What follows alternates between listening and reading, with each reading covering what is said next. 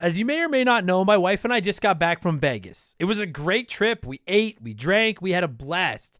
But then we got home and looked at the credit card, and I gotta say, it doesn't matter how much fun you're having, $25 for a drink is a ripoff. Frickin' Vegas. I hate getting ripped off, and so do the lads over at Harry's. They spent years watching the razor blade companies rip people off and said, no more.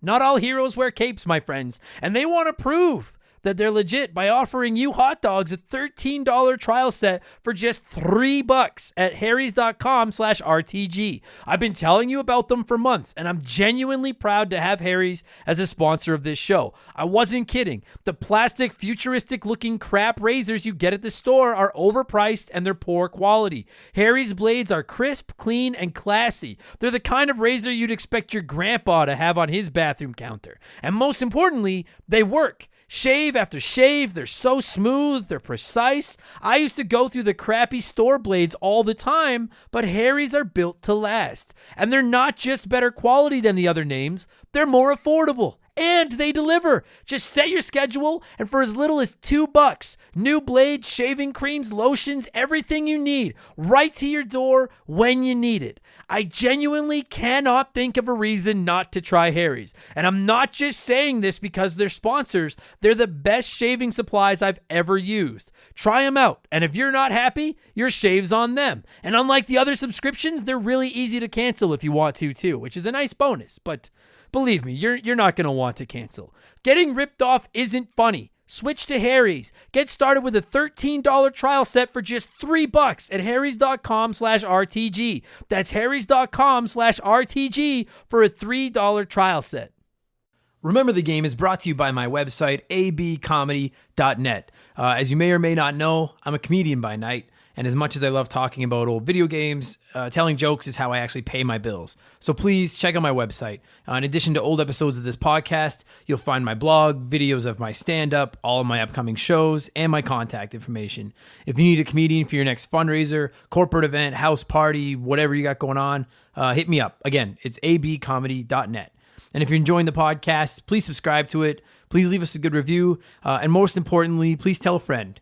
I'd really appreciate it. There'll be a new episode every single Wednesday. Thank you guys so much for the support. I hope you enjoy the show. Chris Redfield.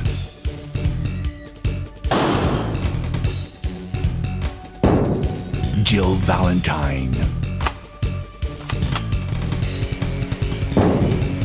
Barry Burton.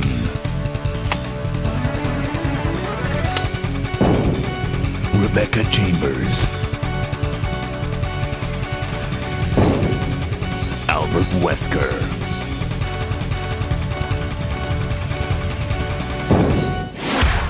Resident Evil. What's up, everybody? Welcome back to Remember the Game, my retro gaming podcast, where every week a buddy of mine and I, we sit down and we geek out about a game from back in the day. My name is Adam Blank. Thank you so much for listening. This week, episode 36, my buddy Tyler is back, and we are going to wade into the horror pool, not the horror pool, the whole HORROR for you kids out there, and look back at one of the most influential and iconic survival horror games of all time, the original Resident Evil on the PlayStation 1. I'll be honest with you guys, I didn't play this one a lot growing up because I'm a pussy and I don't like scary things. I didn't really get into Resident Evil until Resident Evil 4, which is one we're going to do on here at a later date because that game is a masterpiece. But I have gone back and played this one. I've never finished it. It's awesome. You know, I'll get more into it with Tyler in a couple of minutes here, but I mean, it's fucking Resident Evil, right? This is the one that launched a huge franchise with movies and tons of games, right? There's not just the core, well, I guess 8 if you count Resident Evil 0. It's not just the core Resident Evil games. There's tons of spin-offs and it's Resident Evil. It's fucking huge. If you're listening to this podcast, you've heard of Resident Evil. I'll get my plugs out of the way quick. We have a website. If you've never been there, if this is your first time checking out the podcast, thank you for coming in.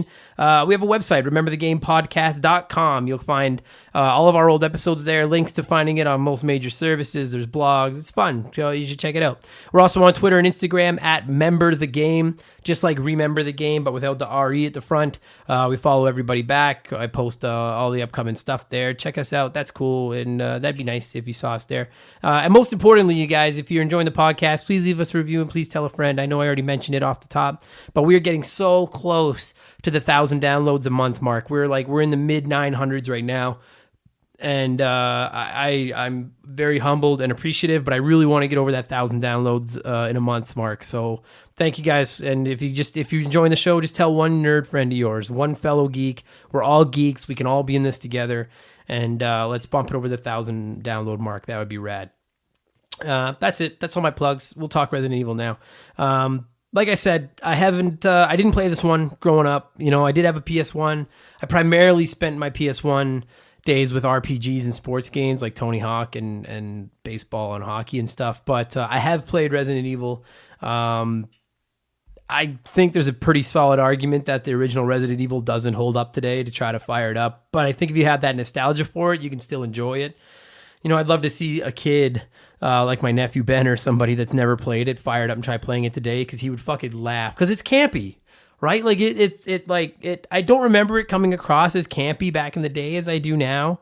But I love that. I almost think that adds another layer to it, Like, you guys know when you go to see a horror movie and there's like the legitimate, just like serious, scary fucking horror movies, but then there's the cheesy fucking campy horror movies that are almost, I'm saying campy a lot, but those cheesy movies are almost better than the fucking legitimate ones, right? And that's what this original Resident Evil was. Whether it was intentional or not, I don't know. I don't think it was, but it's awesome. Like, just I've been watching clips of it, getting ready for this and editing and trying to find some clips to put into the podcast and stuff. And I fucking love. I wouldn't be the same without all the cheesiness. Like I said, 4 was my first one. I've never played. I've played very little of 2 and 3. I would like to go back to them. 0, 1, and 4 coming to the Switch right away. I'm hoping 2 follows because they just released a remake. This franchise has just got legs, hey? It keeps coming up. And I mean, they kind of lost their way a little bit with, 5 was fun, but it wasn't really a horror-ish game. And then 6 I hated. Apparently 7 is really good. I haven't played it. Capcom comes up with these incredible franchises and then just kind of takes their eye off the prize, like this. Resident Evil, you could argue they really lost their way with, and fucking Mega Man, don't even get me started. But I'm glad to see that apparently 7's getting good reviews. I'm glad that people like it, and hopefully they get back on track with these games, because this really is an iconic franchise. When you think of horror video games, Resident Evil has to be at the top of the list, right? Personally, scariest game I ever played was Outlast. But I fucking got about 2 hours in Outlast and was like, I can't do this anymore. But I digress. Scary games, they're cheesy, they're awesome. I'm excited for this one. I'm not going to waste a ton of time in the intro. I'm just going to get to the chat with Tyler here. Just quickly, as far as what I have been playing over the last 7 days, I'm still grinding through Octopath Traveler on the Switch. Throwback JRPG. It's pretty fun. I'm about 45, 50 hours in. I am kind of starting to fizzle out on it a little bit, but I think I'm going to push through and try to finish it. I'm still playing a ton of Tetris 99 because Tetris is the fucking best, and that game is awesome. And I've actually gone, as for my retro fix, I've gone back to playing the Lost Vikings on the Super Nintendo. That's one I want to do an episode on this about eventually as well. It's a puzzle game. It's fucking beautiful. It's charming. It's if you've never played it, it's not worth spending a ton of money to go find now. I don't think it's available on any virtual consoles or anything. It's a ROM thing, but it's fun. It's cool. I don't know. I always have to have a retro game on the go, and I'm trying to avoid just replaying the same retro games all the time, because I have some, like the 3 Donkey Kong Country games. I just eyeing them up and being like, fuck, I want to play those again. Super Mario World is my comfort food. I want to play that all the time. I'm trying really hard to force myself to at least try something that I haven't played in a long time, or something that I haven't played before. To me, retro video games are a lot like old cartoons, or like the old Simpsons episodes, or movies and stuff. Instead of trying new stuff, I just stick to my things I know that I like. You know what I mean? Because I'm a closed-minded old man. So, all right. That's enough rambling for me. That's 6 minutes of my garbage. That's more than enough. You guys, we are going to get to the podcast this week. Like I said, my pal Tyler is back. He's a huge Resident Evil fan. I had a lot of fun. I kind of learned a little bit in this episode too. Like I said, Resident Evil is not my forte. one of the things I'm trying to get out of with this episode, like I want to know the games I'm talking about every week, and I will know the games I'm talking about on the podcast every week, but I didn't play everything. And I know there's some popular games that I didn't play that other people did that you guys want to talk about. And I'm doing my absolute best to catch up and learn about them and be able to do podcasts about them. And this is one of those ones.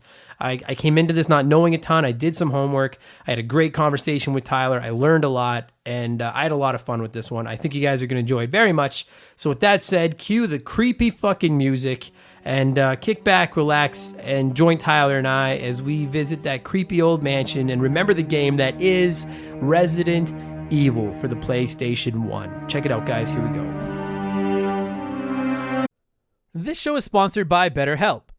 Everyone that listens to this podcast knows about our illustrious CEO, my dog Molly. But the other silent partner behind the scenes is my wife. And let me tell you, my friends, a 17-year relationship with another person that has to talk to and live with you is a lot harder to maintain than one with a dog. We've had our ups and downs, and as you all know, a relationship isn't all sunshine and rainbows. They can be a lot of work. You get out what you put in when it comes to relationships, and talking to a therapist can be a fantastic way to put in some work. They can help you work through your issues, learn to communicate better, and even just provide you with an ear to bend when you need it. I've talked to my therapist about my relationships, especially when it came to my stand-up comedy career and how much I was away from home, and they helped me work on ways to keep my relationship strong even when I was out on the road. It turned out our relationship was actually better when I was out on the road, but that's a story for another day. And I know, right? Therapy. Who has the time these days? BetterHelp hears you, and they're making it easy. Fill out a quick form online, and they'll match you up with a therapist that suits your needs and that'll work around your schedule. You pick the meet times, and you can get your therapy fix from anywhere, over video, phone, or just chat. Become your own soulmate, whether you're looking for one or not. Visit BetterHelp.com/rememberthegame today to get 10% off your first month. That's BetterHelp, HELP.com/rememberthegame.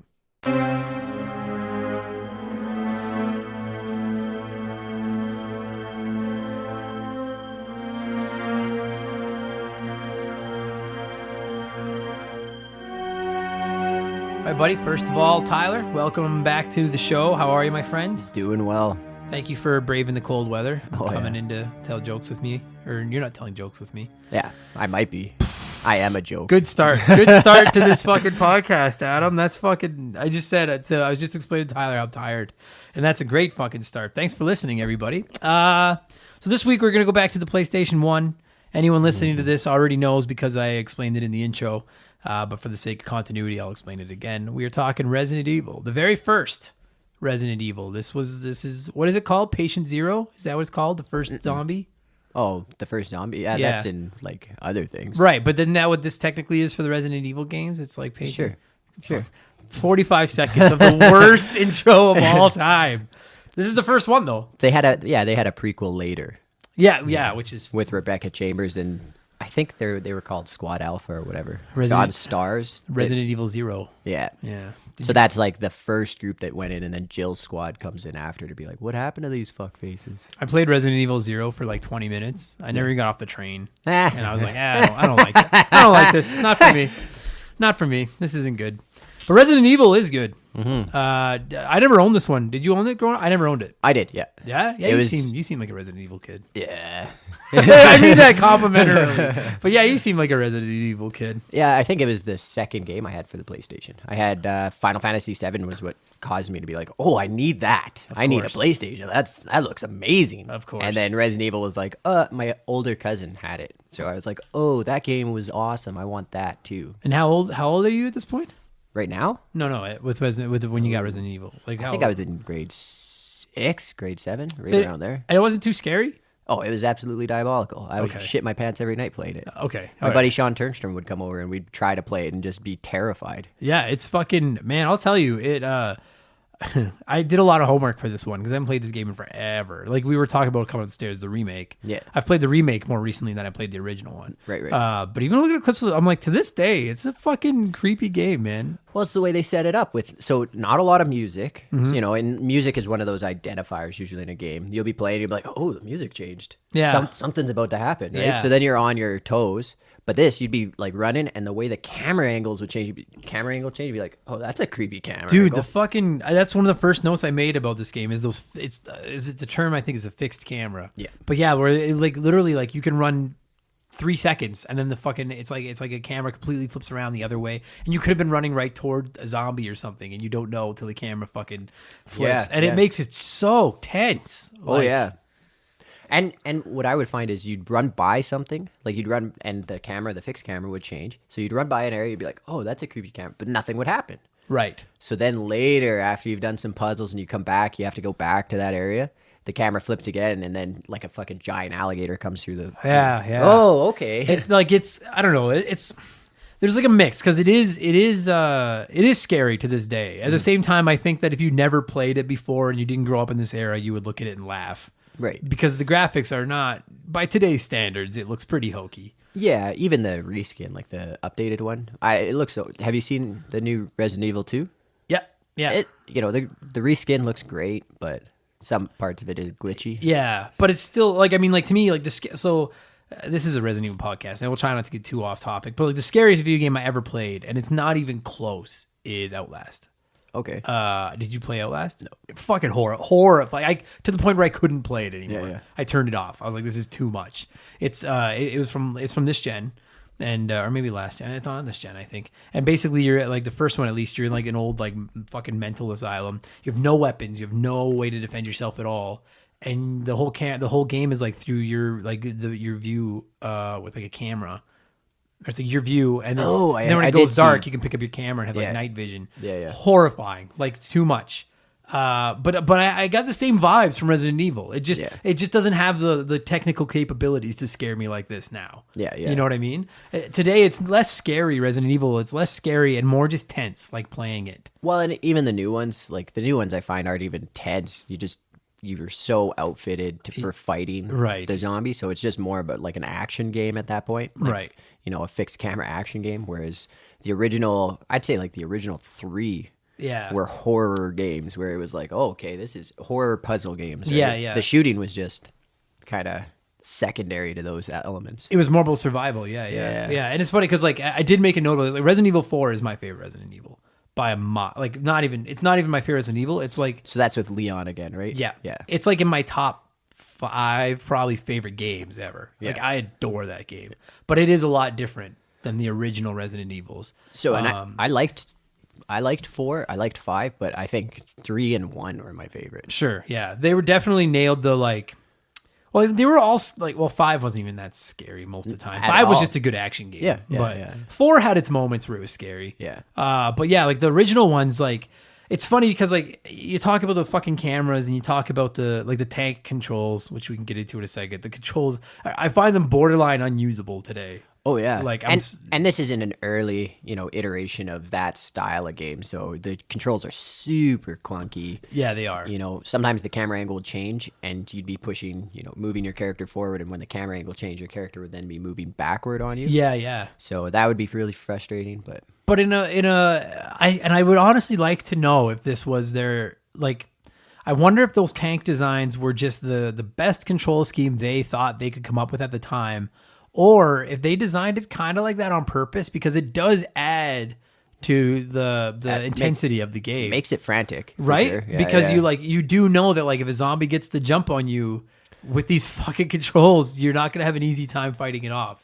Oh yeah, especially you got to stop and you got to lift and aim your gun. Yeah, you can't just like run and gun and spray down a room. Like you actually have to physically stop and aim. So that made it difficult. Yeah, I could see that being totally on purpose, like intentional, right? Because because the zombies are like they are like I know some of the other animals. Fuck, they are dogs. Animals. Yeah. Some of the other fucking enemies or whatever you want to call in that game are different, but like the zombies themselves, like the human zombies, are classic slow moving zombies. And if you had regular controls, it would have been too easy. Yeah, Like, you know what I yeah, mean? yeah, yeah. You could have hopped around them and just picked them off. So, and then, later I went back and played the first one, right?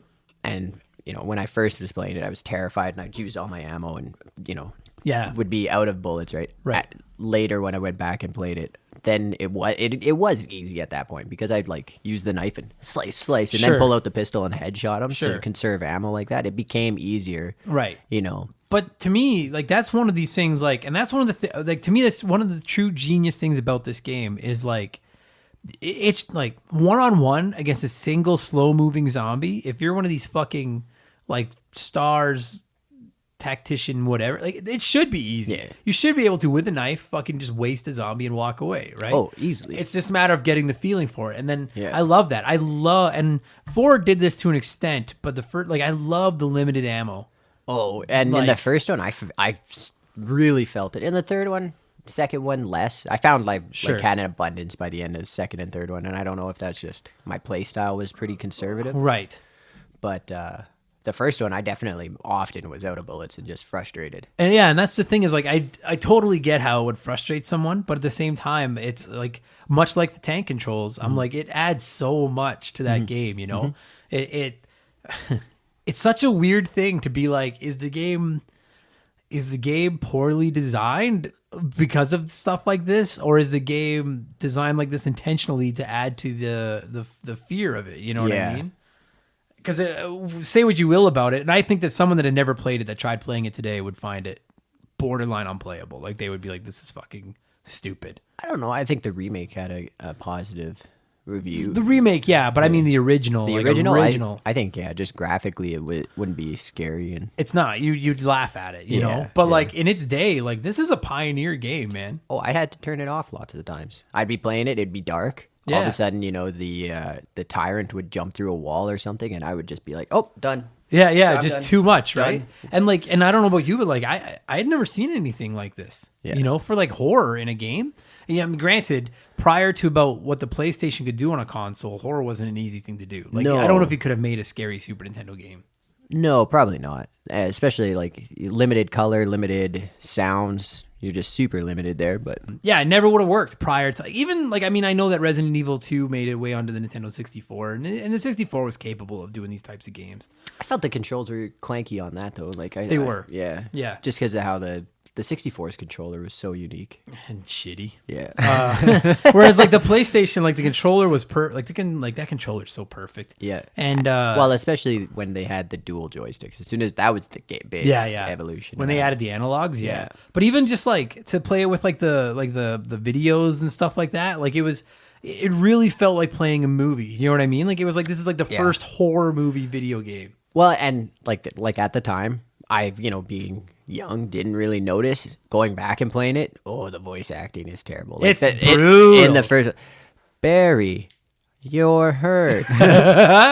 But you know what? Here, Jill, a lockpick because you're the master of locks. But that's another. It's again though, like it's, and I'll never know. But I'm like, I want to chalk it up to the same as the controls. Like, was it intentional to make it like a bad horror movie, or was it just we're new to voice acting, we don't know what we're doing? I think that wasn't intentional. I think that was something that Capcom and Capcom did Resident Evil, right? Mm-hmm. Yeah, Capcom and like SquareSoft and those Japanese companies, like the dub and the translation to English, they just didn't have that industry wasn't super developed yet. That's true, because I mean, you play like Mega Man 8 on the PlayStation, and it's the same thing. The voice acting is like cringe. Like, what is this? Yeah, It's just fucking bad. They didn't get really good translations, and then they didn't have someone being like, "Oh, that's clanky in English. Like it should be said more like Right. this." So I think Yeah. they just were missing that element at that point, and it got better. It did, yeah. But I mean, yeah, because like when I think of the PlayStation, like, and you talk about voice acting, I think of like a Metal Gear Solid, where the voice acting is fucking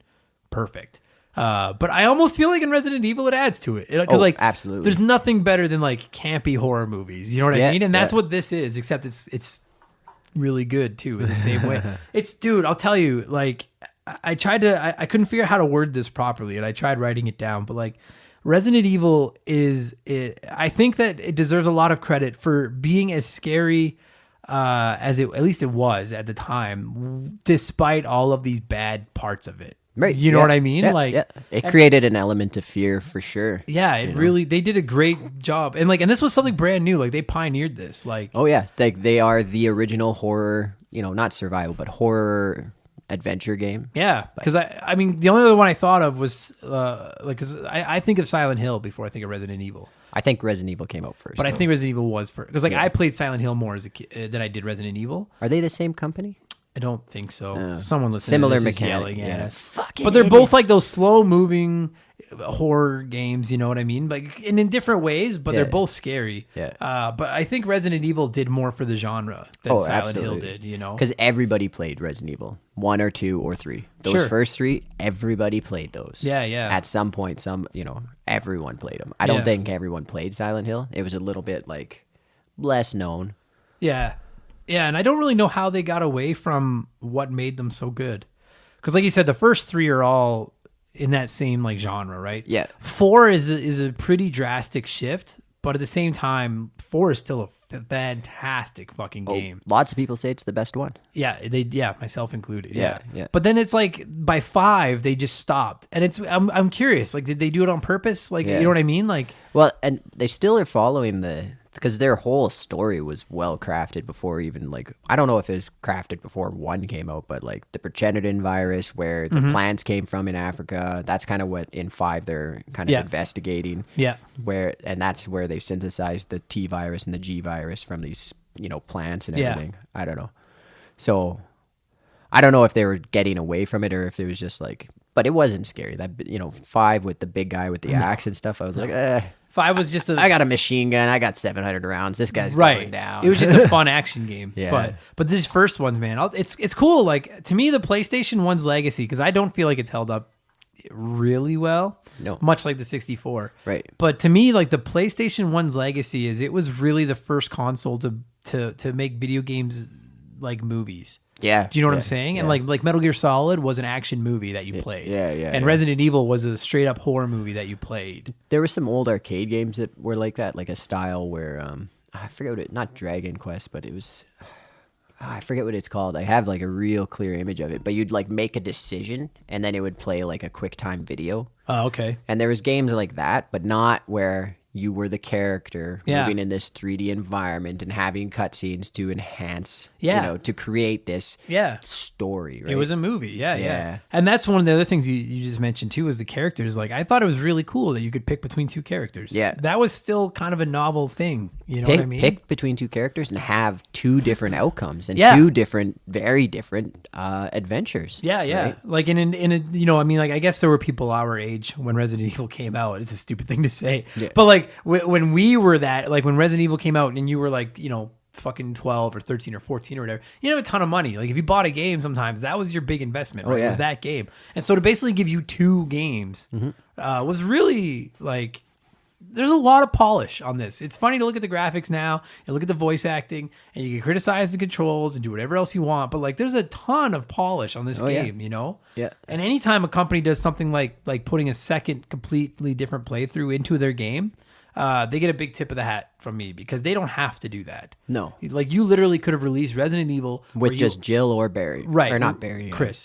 Right. Where you literally only play as one. Yeah. And people would have been like, yeah, that was fucking great. You know what I mean? That's fucking rad. To me, that is Capcom being we want this to be a franchise. Yeah. So people need to love this game, you know? And even in the follow-up, then you had your time trials that you could do. There was a secret unlockable character. So it just continued to evolve. Mm-hmm. That kind of thinking that they had in the first one continues to evolve and just gets better and better. Yeah, right? it totally does. Mm-hmm. Another thing I fucking love, and I think a lot of people hate it, but another thing I love about this game is the doors. Whenever you go into a new room, and I have to assume that they needed a loading screen there. Yeah. I don't think they did that voluntarily. They needed a loading screen, but it almost adds to it doesn't almost, it totally adds to the tension of the fucking game too, right? Yeah, exactly. I would get sick of it. It's the same as skinning an animal in Red Dead. I'm just the first few times I'm oh man, that looks so good. That's so awesome. And then by the end of the game, all right, I'm over this. Cooking in Breath of the Wild. It's fucking the biggest black eye on that game. And but at first it's that's such a cool nuance, right? Totally, those things, those elements do enhance it just, after, I don't know how many hours it takes you to beat it, but Yeah. after about 10 hours of Oh, and then fuck. going through, yeah, all right. But it does, especially when you're like, I don't know, man. I never finished the original Resident Evil. Did you? Yeah. Okay. Yeah. Like, have you played through it multiple times? No, I played it through it once as Jill, Okay. Because I would assume that after you've played through it, the master of lockpicking. the master of lockpicking. I would try to find that clip and put it in, something like that. Yeah.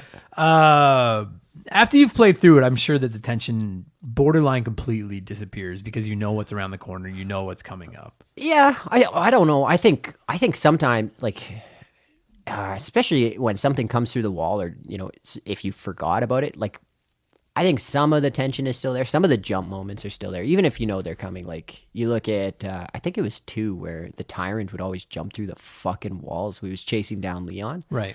I'd still jump. If I played that today, I'd jump. You jumped. Oh, Yeah. fuck! God It's damn!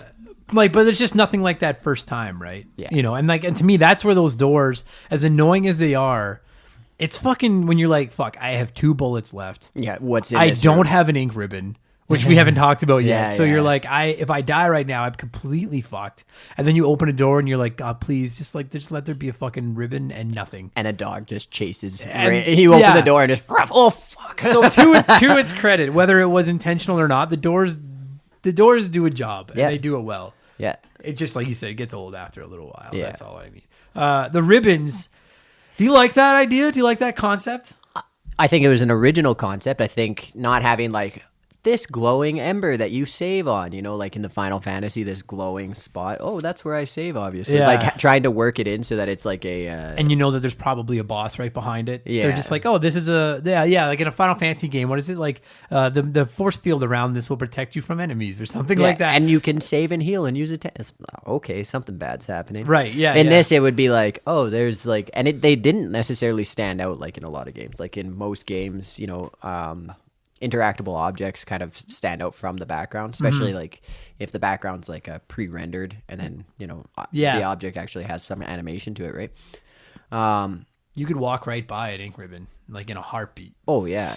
And the typewriter, I thought it was a clever way to have a save point, I do too. I do think that like growing up, I never really had to share my PlayStation. It was mine. My brother never really touched it. Right. This game screams one of those games where you'd want to have 2 or 3 save files because then you could burn a ribbon, and then if you found out you didn't need it, you could go back to your other file. You know what I mean? Like, Yeah, Because, yeah, for dude, sure. like to fucking log an hour or 2 and beat something really hard and then not be able to save. It's like it's almost Dark Souls-esque. Like the fucking intensity that creeps up where you're like, God, please let me get somewhere where I can save before I have to do all that again. Yeah. Yeah. And I mean, and especially like as a young guy, I just ripped through the ammo. So sometimes I'd, do something and save a bunch of files and then be like, oh, I've gotten to a part where I need Yeah. to be way back there where I had a bunch of bullets and I need to save those bullets, Yeah. not knowing what was up ahead. So Yeah. I'd have 2 or 3 for sure. And that's the way to do it, right? Yeah, totally. I don't know, man. See, that's one of those. It's one of those interesting things where like the old gamer in me, he's like, that's the way games are meant to be played. It should be hard, and you should have to replay things. But the guy that's been coddled by current games over the last 10 or 15 years is like, fuck off. If I die, I'm not playing 2 hours over again. Like, you know what I mean? Like that's enough Yeah. to make me rage quit a game for good. Like, fuck you. I never played 6 and I haven't played 7. Yeah. I haven't played past 5. Me neither. So I don't know if that was still how it was. I can't remember if that's how it was in 5. I know in 4 you still had typewriters and stuff. That's where you saved. Was that kind of stuff? I don't think it was typewriters in 5. It was something else. Like it was like a trademark of it was very Dark Souls. Like I just realized that as I was saying it. I was like, that's very Dark Souls where you've played a while and you're like, God, please let me be able to save up here. Fucking Yeah, please. yeah. Well, especially when your mom's yelling at you, turn Yeah. the fucking PlayStation off. I gotta find a save point. Yeah, I like- just did 3 puzzles and killed this giant fucking snake. I'm not coming upstairs. I'm not. I don't know, man. It's like those save points are irritating, but I like them. But when not only are there just limited save points, but you only get to use them so many times. Yeah. It's easy to say now in hindsight. I almost wonder if that should have been like an option To you turn could that turn off. on and off. Yeah. But at the same that time, would make it way harder. If you like could turn off needing the ribbon for saving. Yeah. Like so Like if you could just go to any typewriter and save it. Yeah, make it way easier, but not harder. But. Yeah, but that takes away from the tension of the game. Yeah, You know? I like the idea of having you having to choose when you save, and that was another original idea. Like before, you found a save point, you saved. It's fucking wild, hey? Like Capcom, people shit on Capcom sometimes now for what they're doing with their IP and what they're doing with some of their franchises and stuff. Deservedly so, I think. But they deserve a ton of fucking credit. Like Resident Evil is, if you made a list of like the 20 most influential games of all time, it has to be on there. Yeah, right? Easily. Fucking that genre defining, like genre creating, right? Yeah. So as soon as you have that, launched games, it launched movies. Yeah. Fucking not all good games or movies. But you didn't like the Resident Evil movie? I liked the first one.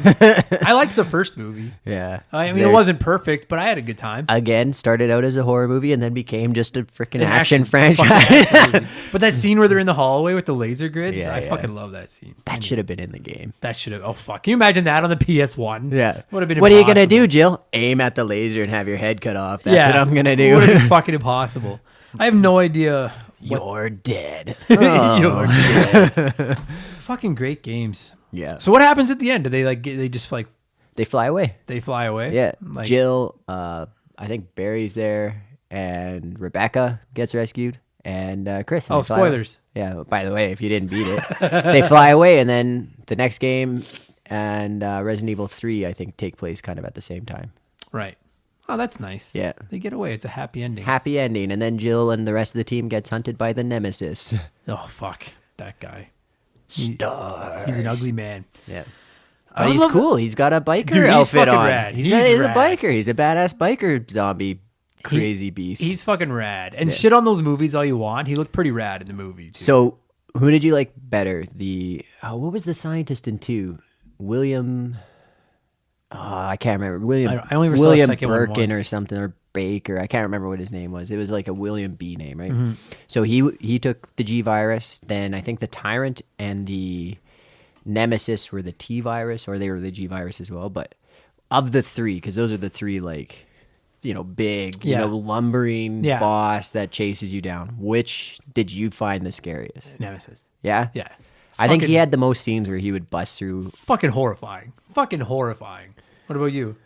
I like the silent, so the Tyrant had the mask on with no eye sockets and everything like that. I thought that was terrifying because it was like, I'm fighting all these fucking zombies and then there's this 7-foot giant coming after me. Yeah. What the fuck is his deal? Fucking scary game, man.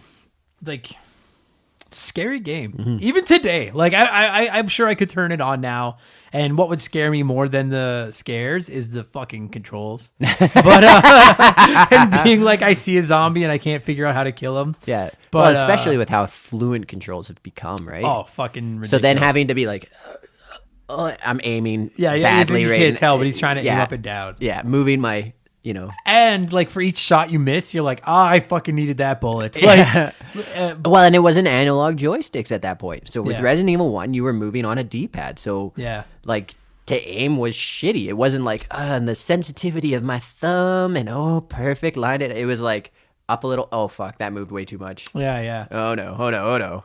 What a great game. They sure boy, I think they Capcom deserves as much credit for what they did with this game as Nintendo does for what they've done for platforming. Oh, yeah. Like for Absolutely. the horror genre, this Absolutely. is the Mario Brothers of the horror genre. Yeah.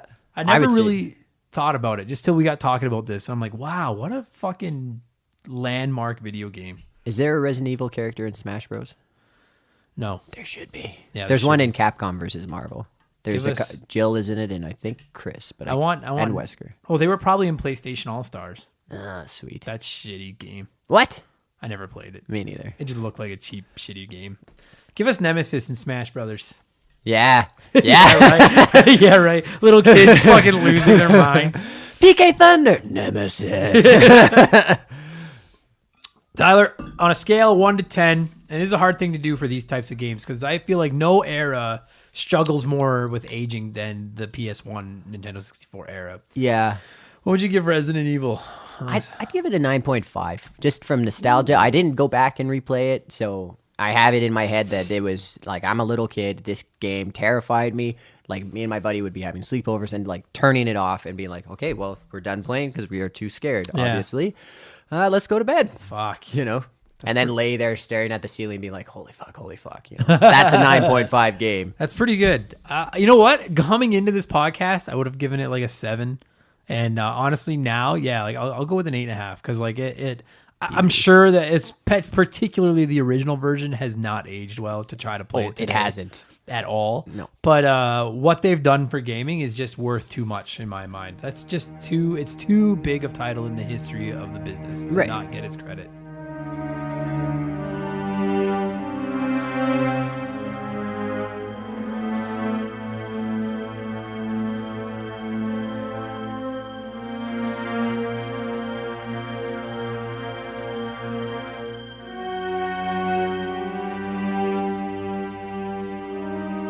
And that's going to do it for this week's episode. Tyler, thank you so much for coming over, talking Resident Evil with me. You guys, thank you so much for listening. I say it every week, numerous times. I can't tell you how much I appreciate all the support and the kind words. If you're enjoying the podcast, I implore you, just please tell a friend. You got anyone that's a gamer has other friends that are gamers. We all grew up playing these things. Just spread the gospel, the gospel. Spread the word of Remember the Game. Really, I do appreciate it. I got some great episodes coming up with some great guests, some old, some new. I'm really looking forward to where this thing is going. Let's get that 1,000 download a month mark. And that's it. I've sat here and blown smoke up my own ass for the last 40 seconds. That's enough. You guys, I really do appreciate it. Thank you so much. I'll be back next week with another episode, looking back at another classic video game. In the meantime, go play some video games. Have fun. Be safe. Take care of each other. All that good, sentimental, happy crap. And it's a great way to end a Resident Evil fucking podcast. Don't eat each other. And I'll talk to you again in a week, okay? Cheers. Thanks.